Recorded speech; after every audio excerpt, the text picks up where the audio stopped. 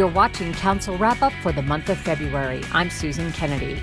Up first, Montgomery County consistently scores high when it comes to overall health rankings in the state of Maryland. Despite those statistics, officials say ongoing improvements are needed in a variety of areas.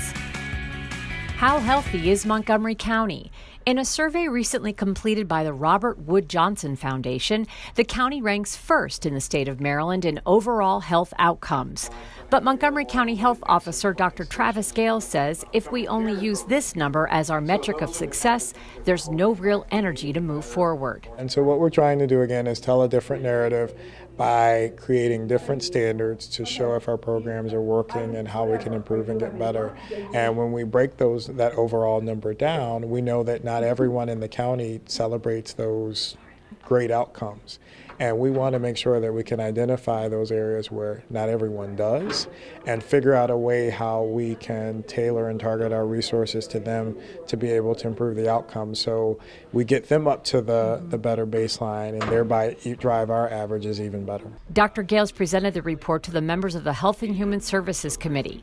It also included a snapshot of how health is influenced by where we live and work, ranking communities within Montgomery County by zip code. Some of those results came as a surprise. For example, quality of life, where the communities of Olney and Ashton came in at the bottom of the list. We have great data, which is a starting point. We have to build a broad coalition of our public, private, and nonprofit sectors to come together collectively around not just the areas of health, but also economic development, transportation, and infrastructure issues. I think that although we tackle these issues from specific committee perspectives, we have to look at these issues more holistically, and I'm confident that with the help of our colleagues and coming together as a community, we'll be able to address them as a whole. There were many factors that went into ranking the county zip codes. When measuring length of life, the survey combined years of productive life lost with a mortality rate under 75. You know, to those from the outside, Montgomery County is perfect. We don't have any health issues, and that's part of what drives the notion of, well, they don't need any funding, or they wouldn't make for a great partner for this particular mechanism because they don't have as significant of a need. And the goal of this project was to highlight the areas of need and then to drive the conversation to say, hey, I see my zip code doesn't look that great in this area. How can we actually talk about coming up with some ideas and strategies to figure out why and then how we can make it better. Just the vast difference, the fact that somebody living in Potomac has a life expectancy of 90 and the fact that somebody living in Montgomery Village has a life expectancy closer to 70 or 75, I mean, just within our 400 square miles as a community is shocking. Not a surprise, unfortunately, but there are a number of factors involved in that, many of which we have direct control over, and we just have to be upfront and bold in making sure we address these issues collectively. For a complete look at how your zip code ranks, you can visit countyhealthrankings.org. Human trafficking is a problem across our country, and there is a local impact here in Montgomery County. But one local corporation is taking the lead in the fight against this global crime. As National Human Trafficking and Slavery Prevention Month came to a close, Montgomery County-based Marriott Corporation announced it has trained more than 500,000 of its employees on how to recognize the signs of human trafficking. It's a global epidemic that affects more than 40 million people worldwide. Recognizing those statistics and the gravity and the scale of the issue, there's a positive role that business can play, and certainly for a multinational corporation like Marriott, where we have people all over the world. And so for us as an employer, what can we do to really leverage our business model, our scale, and our visibility to address this issue and really be a part of the solution? Through the training, on-site hotel workers learn how to be the eyes and ears and report their suspicions to management. Rincha tells us depending on where a worker is in a hotel, behavior of these criminals may vary. The training educates employees to recognize certain behavior that might be occurring on their watch. No one single indicator leads to human trafficking. What we really educate hotel workers to really look for is a combination of indicators that may lead to suspicious activity that could be potentially human trafficking. And if they come across a combination of these types of indicators that creates this kind of suspicious narrative, to report it immediately to management. who will then review and assess the situation and, of course, work with law enforcement as appropriate. Councilmember Tom Hucker has been a voice in the fight against human trafficking here in the county. That we're a hostile environment for them, and they should not come here, and if they do, they will be arrested and they will be prosecuted. Officials have identified hotels in Silver Spring and Gaithersburg where there have been arrests made for human trafficking. Recently, the County Council recognized the many county groups who are partnering to reduce the local impact of human trafficking. He says education and awareness are key in solving this universal problem. This is an emerging and rapidly changing criminal enterprise, and it's really important to train the public, especially those members of the public that are going to come into contact with it in hotels in particular, to look for the signs. The public in general needs to know that, but members, workers in the hospitality industry in particular, come into contact with victims and with potentially with traffickers. They really need to be informed of the signs so they know what to report to law enforcement. We actually put out a survey to all the hotels and motels in Montgomery County to determine what they're actually doing around human trafficking, and Marriott was one of the leaders in that. So I think that the corporate community has a large responsibility in all of this. Since launching its program, Marriott's training has resulted in young people being removed from dangerous situations. Rinches says understanding these events do occur on their properties and they have a role to play is a part of the corporation's core values of putting people first. And that there is a role that we can play to make a difference. And certainly through awareness training, being able to educate hotel workers on what to look out for and what to do, it's actually led to an impact.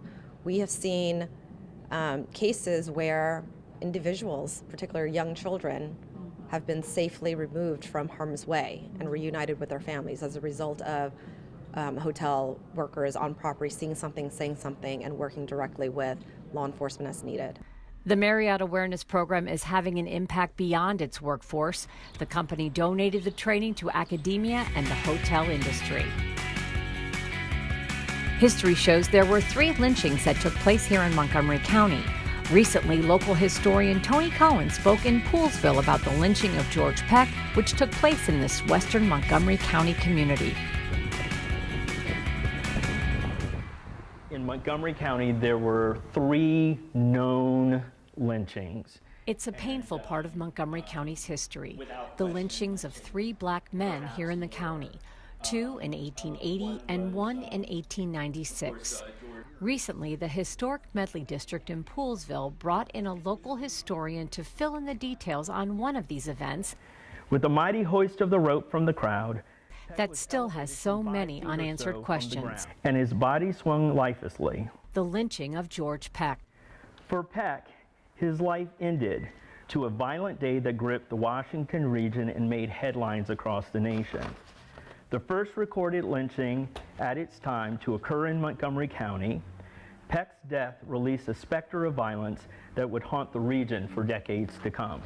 The lynching of George Peck, a local laborer, featured images of people, places, and artifacts from this chapter of Poolsville's history. A descendant of slaves himself, Cohen recounted the events of the day of the lynching up until its final moments. Choosing a field across from the Presbyterian Church with a large locust tree from which to hang their bedraggled prey. Hauling him down the street and tossing his body over a fence without ceremony, Peck now resolved to meet his maker, if such a God could possibly exist, to a spot where, quote, under the shadow of the church, end quote, as one reporter claimed. Council members Hans Riemer and Andrew Friedson attended Cohen's presentation. Both believe strongly in the council's commitment in advancing this dialogue. Well, one of the first steps in this whole conversation is to get the facts about the events that happened, to learn about the lynchings and to try to place them geographically. A moment of silence. And so here we are standing where Mr. Peck was dragged and hung from a tree. And so it helps to be able to visualize that and to stand in front of a building that was here at that time. So it's an important part of the conversation, of the process, this journey as we engage this dialogue. One account said that the lynching happened in front of the church. Well, I think it's our responsibility. I think it's our obligation for too long in Montgomery County and in many other places around the country, unfortunately, there was institutionalized issues that the government was on the wrong side of many of these issues, were participating in some of the perpetrating of these historical wrongs. And I think to institutionalize the solutions and to have the government and in this case the county council really taking a leadership role with some of my colleagues who have done incredible work here, I think sends the right message, and hopefully we can bring everybody together in order to do it. But perhaps one of the most moving moments of the day Need a minute. came when Tony Cohen told the story of his own great-grandfather, Abraham Warren, the son of his master and a slave woman, a man who escaped tragedy to go on and own 350 acres of farmland in Texas under a new identity. As far as we know, we are the only black landholders on the Trinity River today. And he did it so that his children would never have to grow up and work for a white person. For Tony Cohen, Everyone ready? talking about the past is his reconciliation and remembrance. Hey, nice job. I didn't say that to you. Oh, thank you. Recently, about 100 Metro riders and transit advocates attended a town hall meeting at the Silver Spring Civic Building to talk about improvements to the system. The meeting was hosted by the Council's Transportation and Environment Committee. Ending turnbacks. I work in Farragut North, and there are days that I am rushing down L Street, I'm running down the escalator. Adding more 8-car trains. And someone talked about how we can have 8 train cars and be on a consistent basis. And better accommodations for the disabled. I look at the sign that says, in case of an emergency, leave your wheelchair and bicycle behind. That's just part of the discussion that took place at the Council's Transportation and Environment Town Hall discussion on Metro service improvements. And Montgomery County Metro Board members Michael Goldman and Kathy Porter were also on hand. The meeting was the brainchild of T&E Committee Chair Tom Hucker.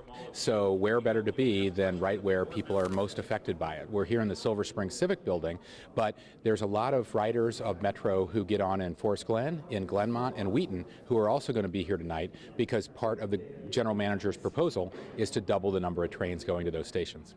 Michael Goldman presented the audience with a plan for service improvements that includes ending the Silver Spring turnback, doubling rush hour service on the northeastern end of the Red Line, adding cars on all lines to increase rush hour capacity, adding 30 minutes of peak service, and having a flat fare on the weekends. Panelists were invited to speak about how Metro's reliability and service affects their livelihood.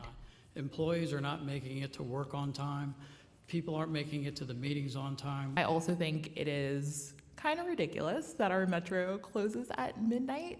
And the audience was full of Metro users who let leaders know how important Metro service is to their quality of life. So when you had the extended shutdowns for Metro, it seemed like things were done, given that there was going to be a disruption, to make things as difficult as possible for those of us who are still trying to use the system. I think all of us on the council are trying to do more meetings in the community. We want to be accessible to our constituents, and more of them, we certainly are very, very well aware of all the transportation hassles in Montgomery County. For more information about the council's work, you can visit their website. For County Cable Montgomery, I'm Susan Kennedy.